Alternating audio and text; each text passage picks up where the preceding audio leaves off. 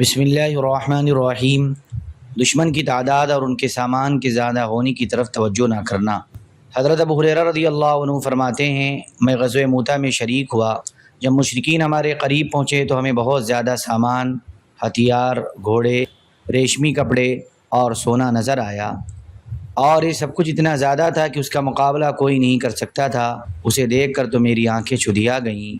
مجھے یوں متاثر ہوتا ہوا دیکھ کر حضرت ثابت بن اکرم رضی اللہ عنہ نے فرمایا، اے ابو ہریرہ، ایسے نظر آ رہا ہے کہ تم بہت زیادہ لشکر دیکھ رہے ہو۔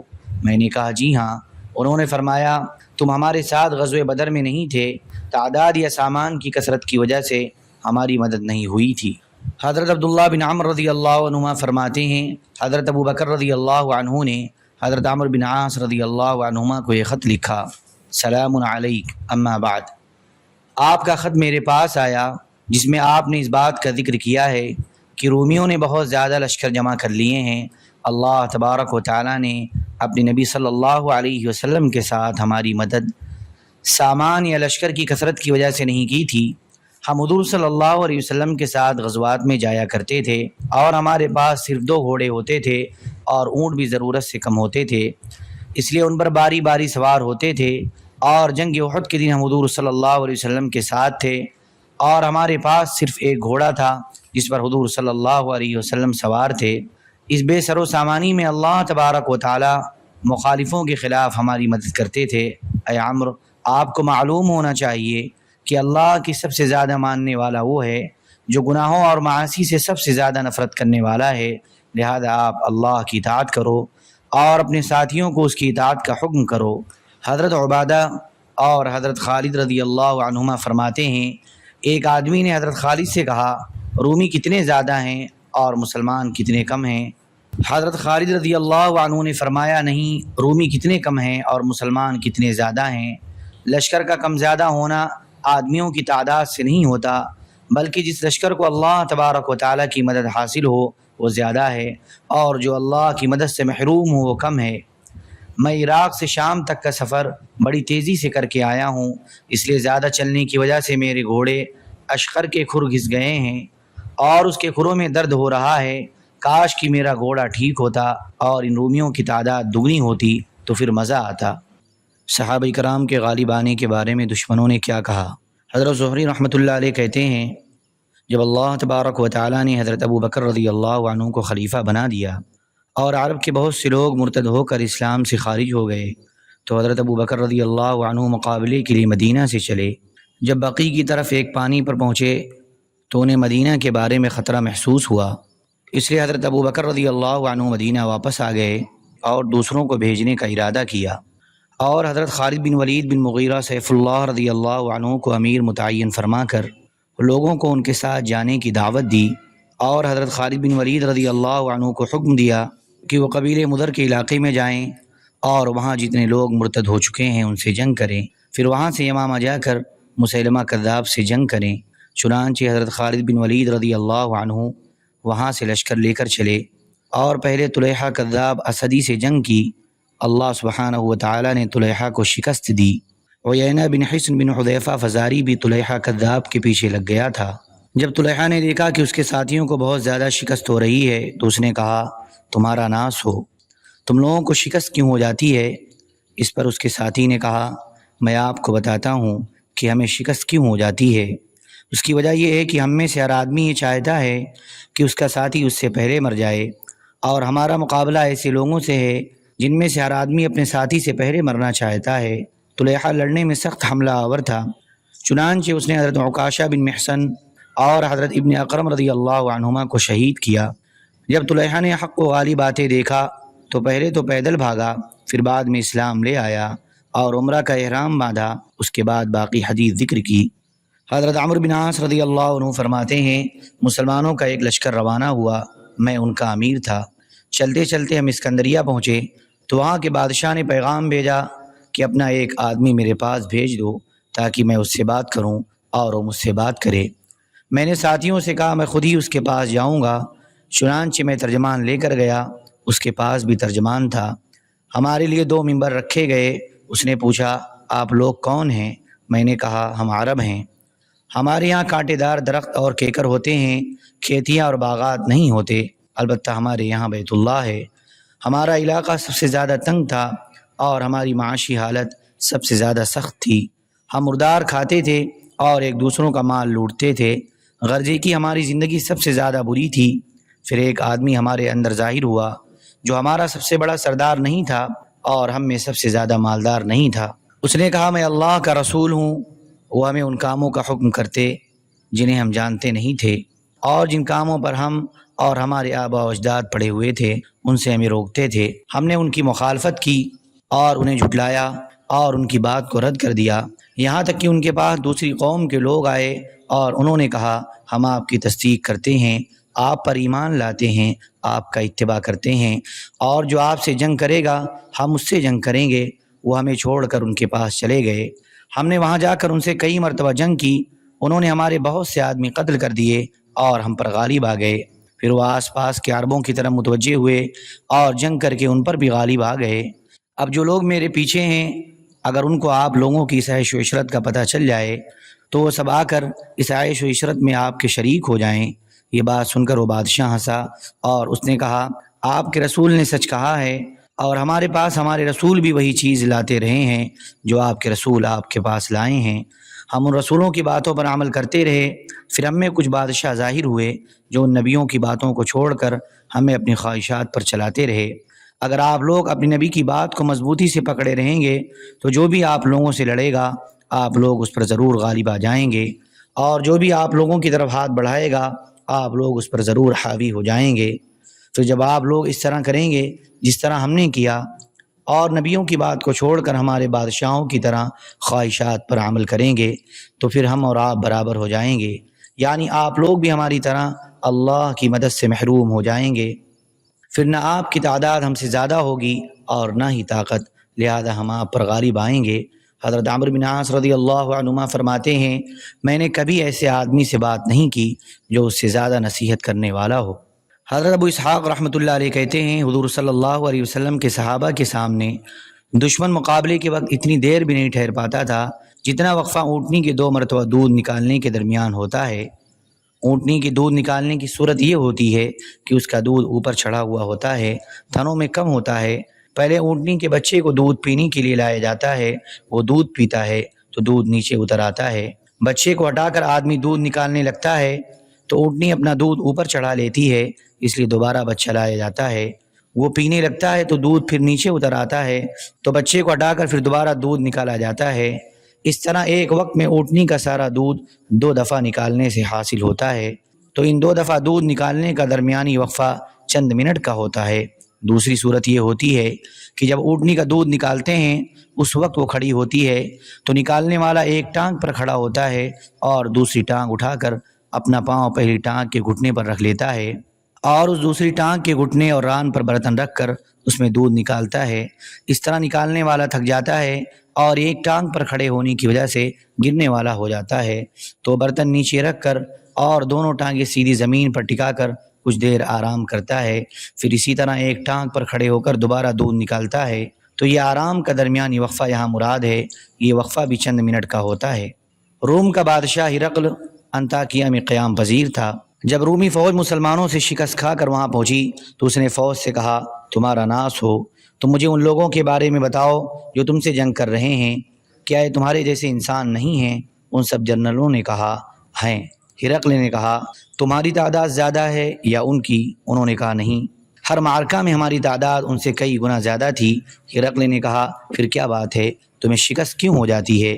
اس پر ایک بوڑھے جنرل نے کہا اس کی وجہ یہ ہے کہ وہ لوگ رات کو عبادت کرتے ہیں اور دن کو روزہ رکھتے ہیں اور معاہدہ کو پورا کرتے ہیں اور نیکی کا حکم کرتے ہیں، برائی سے روکتے ہیں اور آپس میں انصاف کرتے ہیں، اور اس کے برعکس ہم لوگ شراب پیتے ہیں، زنا کرتے ہیں، ہر حرام کام کا ارتکاب کرتے ہیں، معاہدہ توڑ دیتے ہیں، ایک دوسرے کا مال چھین لیتے ہیں اور ظلم کرتے ہیں، اور ان کاموں کا حکم کرتے ہیں جن سے اللہ ناراض ہوتا ہے، اور جن کاموں سے اللہ راضی ہوتا ہے ان سے ہم روکتے ہیں اور زمین میں فساد پھیلاتے ہیں۔ ہرقل نے کہا تم نے مجھ سے سچی بات کہی ہے۔ یحییٰ بن یحییٰ غسانی رحمۃ اللہ علیہ اپنی قوم کے 2 آدمیوں سے نقل کرتے ہیں کہ جب مسلمانوں نے اردن کے کنارے پر پڑاؤ ڈالا تو ہم نے آپس میں کہا دمشق کا عنقریب محاصرہ ہونے والا ہے، اس لیے ہم دمشق گئے تاکہ محاصرہ شروع ہونے سے پہلے ہی وہاں سے خرید و فروخت کر لیں۔ ہم ابھی دمشق میں تھے کہ دمشق کے کمانڈر نے ہمارے پاس بلانے کے لیے قاصد بھیجا۔ ہم اس کے پاس گئے، اس نے کہا کیا تم دونوں عرب ہو؟ ہم نے کہا جی ہاں۔ اس نے کہا کیا تمہارا مذہب نصرانیت ہے؟ ہم نے کہا جی ہاں۔ اس نے کہا تم دونوں میں سے ایک جا کر ان مسلمانوں کے حالات معلوم کر کے آؤ، دوسرا اس کے سامان کے پاس ٹھہر جائے۔ چنانچہ ہم دونوں میں سے ایک گیا اور مسلمانوں میں کچھ دیر ٹھہر کر واپس آیا، اور اس نے کہا میں ایسے لوگوں کے پاس سے آ رہا ہوں جو دبلے پتلے ہیں، عمدہ اور اصیل گھوڑوں پر سوار ہوتے ہیں، رات کی عبادت گزار اور دن کے شہ سوار ہیں، تیر میں پر لگاتے ہیں، اسے تراشتے ہیں، نیزے کو بالکل سیدھا کرتے ہیں، وہ اتنی اونچی آواز سے قرآن پڑھتے ہیں اور اللہ کا ذکر کرتے ہیں کہ اگر آپ لوگ ان میں بیٹھ کر اپنے ہمنشین سے کوئی بات کریں تو شور کی وجہ سے آپ کی بات کو سمجھ نہیں سکے گا۔ اس پر دمشق کے کمانڈر نے اپنے ساتھیوں کی طرف متوجہ ہو کر کہا مسلمانوں کی حالات کے معلوم ہو جانے کے بعد اب تم ان کا مقابلہ نہیں کر سکتے۔ حضرت عروہ رحمۃ اللہ علیہ کہتے ہیں جب جنگ یرموک کے دن دونوں لشکر ایک دوسرے کے قریب ہوئے تو رومی جنرل قبقرال نے جاسوسی کے لیے مسلمانوں میں ایک عربی آدمی بھیجا اور اس سے کہا ان لوگوں میں داخل ہو جاؤ اور ان میں ایک دن اور ایک رات رہو اور پھر آ کر مجھے ان کے حالات بتاؤ۔ حضرت عروہ رضی اللہ عنہ کہتے ہیں مجھے بتایا گیا کہ یہ عربی آدمی قبیلے قداع کی شاخ تزید بن حیدان میں سے تھا جسے ابن حذافر کہا جاتا تھا۔ چنانچہ مسلمانوں میں داخل ہو گیا اور عربی ہونے کی وجہ سے اجنبی معلوم نہیں ہو رہا تھا اور ایک دن ایک رات ان میں رہا۔ پھر قبقرال کے پاس واپس آیا تو قبقرال نے اس سے پوچھا تم نے کیا دیکھا؟ اس نے کہا یہ لوگ رات کو عبادت کرتے ہیں اور دن گھوڑوں کی پشتوں پر گزارتے ہیں، اگر ان کے بادشاہ کا بیٹا چوری کرے تو اس کا بھی ہاتھ کاٹ دیتے ہیں اور اگر زنا کرے تو اسے بھی سنگسار کر دیتے ہیں، یہ اپنے معاشرے میں حق کو قائم کرتے ہیں۔ اس پر قبقرال نے اس سے کہا اگر تم نے مجھ سے سچ کہا ہے تو پھر زمین کے اندر دفن ہو جانا روئے زمین پر رہ کر ان کا مقابلہ کرنے سے بہتر ہے، اور میں دل سے چاہتا ہوں کہ اللہ میری اتنی بات مان لے کہ میدان میں مجھے اور ان مسلمانوں کو رہنے دے، خود میدان میں نہ آئے، نہ میری مدد کرے اور نہ ہی ان کی، کیونکہ اس طرح میں جیت جاؤں گا، اس لیے کہ اس طرح فتح اور شکست کا فیصلہ تعداد اور سامان جنگ پر ہوگا اور وہ میرے پاس ان سے بہت زیادہ موجود ہے۔ حضرت ابن رفیل رحمۃ اللہ علیہ کہتے ہیں جب رستم نے نجف میں پڑاؤ ڈالا تو اس نے نجف سے ایک جاسوس مسلمانوں میں بھیجا جو قادسیہ جا کر مسلمانوں میں ایسے گھس گیا کہ جیسے انہی میں سے گیا تھا اور اب واپس آیا ہے۔ اس نے دیکھا کہ مسلمان ہر نماز کے وقت مسواک کرتے ہیں، پھر سب مل کر نماز پڑھتے ہیں اور نماز کے بعد سب اپنی قیام گاہوں میں چلے جاتے ہیں۔ پھر اس جاسوس نے واپس جا کر سارے حالات رستم اور اس کے ساتھیوں کو بتائے، اور رستم نے بھی اس سے بہت سے سوالات کیے، یہاں تک کہ یہ بھی پوچھا کہ یہ لوگ کیا کھاتے ہیں۔ اس جاسوس نے کہا میں نے مسلمانوں میں صرف ایک رات گزاری ہے، اللہ کی قسم میں نے تو ان میں سے کسی کو کچھ بھی کھاتے نہیں دیکھا، البتہ میں نے انہیں شام کو سوتے وقت اور صبح سے کچھ دیر پہلے کچھ لکڑیاں چوستے ہوئے دیکھا۔ رستم وہاں سے چل کر جب مقام حصن اور مقام عتیق کے درمیان پہنچا تو صبح کی نماز کا وقت تھا۔ حضرت سعد رضی اللہ عنہ کے مؤذن نے صبح کی اذان دی۔ رستم نے دیکھا کہ اذان سنتے ہی سارے مسلمان حرکت میں آ گئے۔ رستم نے حکم دیا کہ اہل فارس میں اعلان کر دیا جائے کہ سب سوار ہو جائیں۔ ساتھیوں نے پوچھا کیوں؟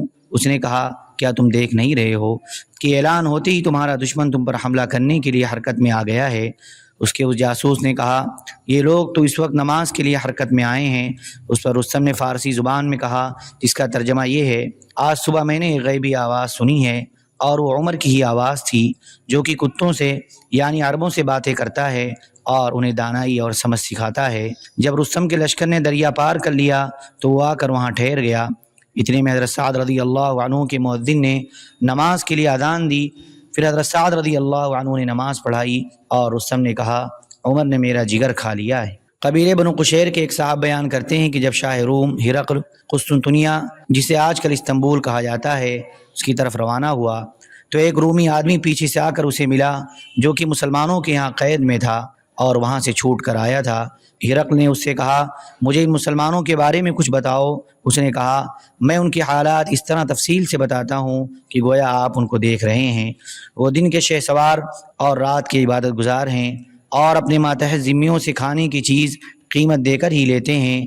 جب بھی کسی کے پاس جاتے ہیں تو سلام ضرور کرتے ہیں، اور جو ان سے جنگ کرے جب تک اس کا کام تمام نہ کر لیں مقابلے پر ڈٹے رہتے ہیں۔ ہرقل نے کہا اگر تم نے مجھ سے سچ کہا ہے تو وہ لوگ میرے ان قدموں کے نیچے کی زمین کے ضرور مالک بنیں گے۔ ایران کے بادشاہ یزدجرد نے مدد حاصل کرنے کے لیے چین کے بادشاہ کو خط لکھا۔ شاہ چین نے خط لانے والے قاصد سے کہا مجھے معلوم ہے کہ جب کسی بادشاہ پر دشمن غالب آ جائے اور وہ دوسرے بادشاہ سے مدد طلب کرے تو اس کا حق ہے کہ وہ دوسرا بادشاہ اس کی مدد کرے، لیکن پہلے تم مجھے ان لوگوں کی صفات اور حالات بتاؤ جنہوں نے تمہیں تمہارے ملک سے نکال دیا ہے، کیونکہ میں دیکھ رہا ہوں کہ تم نے ان کی تعداد کی کمی اور اپنی تعداد کی کثرت کا ذکر کیا ہے، اور میں نے بھی سنا ہے کہ تم لوگوں کی تعداد بہت زیادہ ہے، اس کے باوجود یہ تھوڑی تعداد والے تم پر غالب آ رہے ہیں۔ اس کی وجہ صرف یہ ہے کہ تم میں کچھ خرابیاں ہیں اور ان میں کچھ اچھائیاں ہیں۔ قاصد کہتا ہے میں نے شاہ چین سے کہا آپ ان کے بارے میں مجھ سے جو چاہیں پوچھیں۔ اس نے کہا کیا وہ عہد و پیمان کو پورا کرتے ہیں؟ میں نے کہا جی ہاں۔ اس نے کہا وہ لوگ جنگ کرنے سے پہلے تمہیں کیا کہتے ہیں؟ میں نے کہا وہ ہمیں 3 باتوں میں سے ایک بات کی دعوت دیتے ہیں۔ پہلے تو ہمیں اپنے دین کی دعوت دیتے ہیں، اگر ہم اسے قبول کر لیں تو ہمارے ساتھ ویسا ہی سلوک کرتے ہیں جو اپنے ساتھ کرتے ہیں۔ پھر وہ ہمیں اس بات کی دعوت دیتے ہیں کہ ہم جزیہ ادا کریں، وہ ہماری حفاظت کریں گے۔ اگر ہم ان دونوں باتوں کو نہ مانیں تو پھر وہ ہم سے جنگ کریں گے۔ پھر اس نے پوچھا وہ اپنے امیروں کی اطاعت کرنے میں کیسے ہیں؟ میں نے کہا وہ اپنے امیر کی سب سے زیادہ اطاعت کرنے والے لوگ ہیں۔ پھر اس نے پوچھا وہ کن چیزوں کو حلال سمجھتے ہیں اور کن چیزوں کو حرام؟ میں نے اسے مسلمانوں کے حلال و حرام کی تفصیل بتائی۔ اس نے پوچھا کیا وہ حلال کو حرام اور حرام کو حلال کر لیتے ہیں؟ میں نے کہا نہیں۔ اس نے کہا جب تک یہ لوگ حرام کو حلال اور حلال کو حرام نہیں کریں گے اس وقت تک یہ حالات نہیں ہوں گے۔ مجھے ان کے لباس کے بارے میں بتاؤ۔ میں نے ان کے لباس کی تفصیل بتائی۔ پھر اس نے کہا ان کی سواریوں کے بارے میں بتاؤ۔ میں نے کہا ان کی سواریاں عربی گھوڑے ہیں۔ پھر میں نے عربی گھوڑوں کی صفات ذکر کی۔ اس نے کہا یہ تو بہت اچھے قلعے ہیں۔ پھر میں نے کہا ان کی سواریاں اونٹ بھی ہیں، اور اونٹ کے بیٹھنے اور بوجھ اٹھا کر کھڑے ہونے کا سارا انداز بتایا۔ اس نے کہا یہ تمام باتیں لمبی گردن والے جانور میں ہوا کرتی ہیں۔ غالباً شاہ چین نے اونٹ دیکھا نہ ہوگا۔ پھر اس نے یزدجرد کو جواب میں یہ لکھا کہ میرے پاس اتنا بڑا لشکر ہے کہ اگر میں اسے آپ کی مدد کے لیے بھیجوں تو اس کا پہلا حصہ ایران کے شہر مرو میں ہوگا اور آخری حصہ چین میں ہوگا، لیکن میں اسے نہیں بھیجوں گا، اور اس بھیجنے کی وجہ یہ نہیں ہے کہ آپ کا جو مجھ پر حق ہے میں اسے نہیں جانتا، بلکہ اس کی وجہ یہ ہے کہ آپ کا جن لوگوں سے مقابلہ ہے آپ کے قاصد نے ان کے تمام حالات مجھے تفصیل سے بتائے ہیں۔ یہ ایسے زبردست لوگ ہیں کہ اگر یہ پہاڑوں سے ٹکرا جائیں تو پہاڑ ریزہ ریزہ ہو جائیں۔ اگر یہ اپنی ان صفات پر باقی رہے اور یوں ہی بڑھتے رہے تو ایک دن مجھے بھی میری سلطنت سے ہٹا دیں گے، اس لیے آپ ان سے صلح کریں اور صلح صفائی کے ساتھ ان کے ساتھ رہنے پر راضی ہو جائیں، اور جب تک وہ آپ کو نہ چھیڑیں آپ انہیں کچھ نہ کہیں۔ ہم اس کتاب میں جو کچھ لکھنا چاہتے ہیں یہ اس کا آخری مضمون ہے۔ فالحمد للہ الذی ہدانا لہذا وما کنا لنہتدی لولا ان ہدانا اللہ۔ تمام تعریفیں اس اللہ کے لیے ہیں جس نے ہمیں اس خیر کی ہدایت نصیب فرمائی۔ اگر اللہ ہمیں ہدایت نہ دیتے تو ہم از خود ہدایت نہ پا سکتے۔ اللہم لولا انت مہتدینا ولا تصدقنا ولا صلینا فانزلا سکینة علینا اذا ارادوا فتنة ابینا۔ اے اللہ اگر تیری مہربانی شامل حال نہ ہوتی تو ہمیں ہدایت نہ ملتی، اور نہ ہم صدقہ دیتے اور نہ نماز پڑھتے۔ تو ہم پر اطمینان اور سکینہ نازل فرما۔ جب مشرک لوگ ہم سے فتنہ والا کام کرانا چاہتے ہیں تو ہم انکار کر دیتے ہیں۔ اللہم صلی علی سیدنا وحبیبنا ومحبوبنا ومولانا محمد وبارک وسلم۔ سبحان ربک رب العزة عما یصفون وسلام علی المرسلین والحمد للہ رب العالمین۔